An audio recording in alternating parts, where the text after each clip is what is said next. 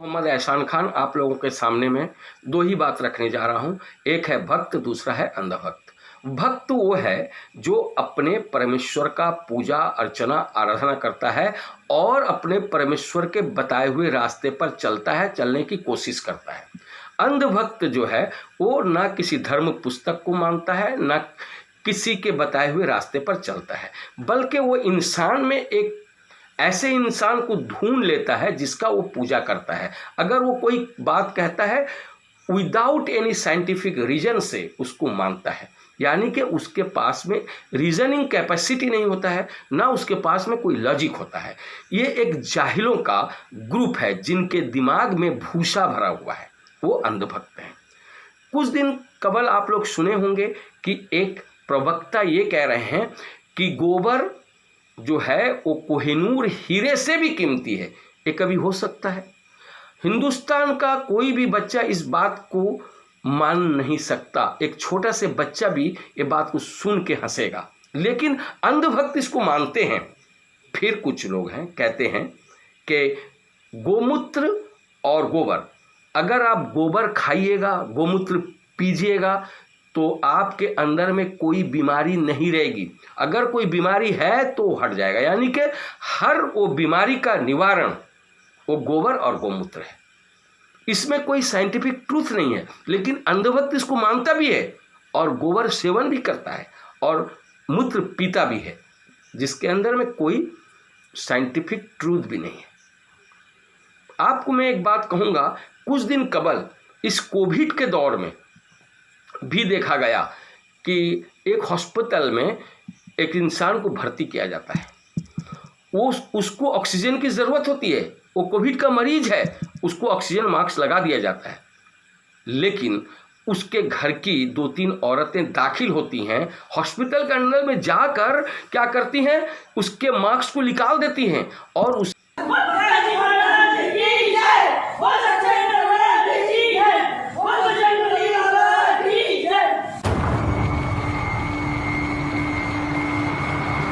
अब देखिए किस तरह कर रही हैं। ये जो कर रही हैं ये कोई साइंटिफिक बात है? ये अपने भगवान के नाम को लेकर उसको हिला रहे हैं, बल्कि भगवान के नाम को अपवित्र कर रही हैं। जबकि भगवान जिसको परमेश्वर वो कहती हैं, वो परमेश्वर ही ने डॉक्टर बनाया है। डॉक्टर के दिमाग में वो सोच व फिक्र दिया है जिससे वो दवा बनाता है। दवा का इस्तेमाल करना कोई भी दुनिया के किसी भी मजहब में मना नहीं किया गया, लेकिन ये जो औरतें हैं ये अंधभक्त हैं। इनका ये मानना है कि अगर हम भगवान का नाम लेकर हिलाएंगे, चिल्लाएंगे, तरह तरह के ड्रामा करेंगे तो हो सकता है अच्छा हो जाए, लेकिन आखिरकार वो शख्स मर जाता है। ये अंधभक्त है। और सबसे बड़ी हंसी की बात यह है कि ये लोग कहते हैं गोबर और गोमूत्र पीने से, खाने से क्या होगा? कोरोना भी नहीं होगा। अगर कोरोना हुआ होगा तो वो अच्छा हो जाएगा। इतना ही नहीं, उड़ीसा में एक बाबा हैं जिनका नाम है आर्तत्राण ए बाबा।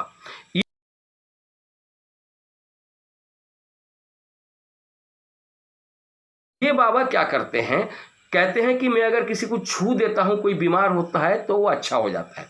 और इसको भी मानने वाले हजारों की तादाद में मौजूद हैं जिनके दिमाग में गोबर भरा हुआ है। वो लोग मानते हैं कि बाबा छू देंगे तो अच्छे हो जाएंगे। और बाबा का अभी इस दौर में ये कहना है कि मैं कोरोना के मरीज को भी स्पर्श करके अच्छा कर सकता हूँ। उन्हें स्पर्श बाबा के नाम से जाना जाता है। और सबसे बड़ी बात यह है कि सिर्फ किसी एक मजहब में अंधभक्त हैं ऐसा बात नहीं, कुछ अंधभक्त भी दूसरे मजहब में भरे हुए हैं। जो अंधभक्त वो दूसरे मजहब को पॉल्यूटेट करते हैं, उसको गंदा करते हैं, वो अपने बताए हुए रास्ते से हट जाते हैं। जबकि मुसलमान धर्म में अल्लाह, रसूल, कुरान और हदीस पर ईमान रखना ही इस्लाम का अहम जुज बताया गया है। लेकिन इंसान क्या करता है, अल्लाह के बताए हुए रास्ते से हटकर अपना दिमाग लगा देता है। वो किसी को देने वाला, आका, इस तरह वो समझ बैठता है। देखिए इस जगह जो हो रहा है ये क्या, अर्श मुअल्ला तक है। हम उन लोगों के मानने वाले हैं जो एक जिंदा कौम है, एक सिलसिला है, ऐसे जिंदा दरख्त है जिनकी जड़ें जमीन पर है। फिर उठ के चिल्ला रहे हैं। ये जो लोग उनको जाके कदम यानी के चरण स्पर्श कर रहे हैं, ये भी अंधभक्त का एक क्वालिटी है जो रीजनिंग नहीं रखता, न कोई प्रश्न पूछ सकता है। वो भी एक इंसान है, लेकिन उनको मानने का तरीका इतना गया गुजरा है जो इस्लाम की किसी किताब के अंदर इस तरह नहीं बताया गया। ना किसी किताब से साबित है कि तुम किसी इंसान का चरण स्पर्श करो या उसको सजदा करो। देखिए कर रहे हैं। अगर इनको बोला जाए तो ये बिल्कुल गुस्सा हो जाएंगे, क्योंकि एक ग्रुप बन रहा है, अंधभक्तों का ग्रुप है। हिंदुस्तान में मजहबी धार्मिक जो जड़ है वो इतना मजबूत है जिसको कोई नहीं हिला सकता।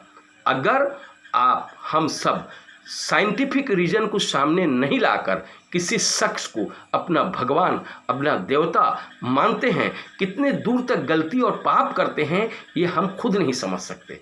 अंधभक्त हिंदुस्तान को बिल्कुल शर्मिंदा करने में लगे हुए हैं और अपने मजहब को शर्मिंदा कर रहे हैं, क्योंकि मजहब की किताब में जो चीज़ नहीं है वो कर रहे हैं।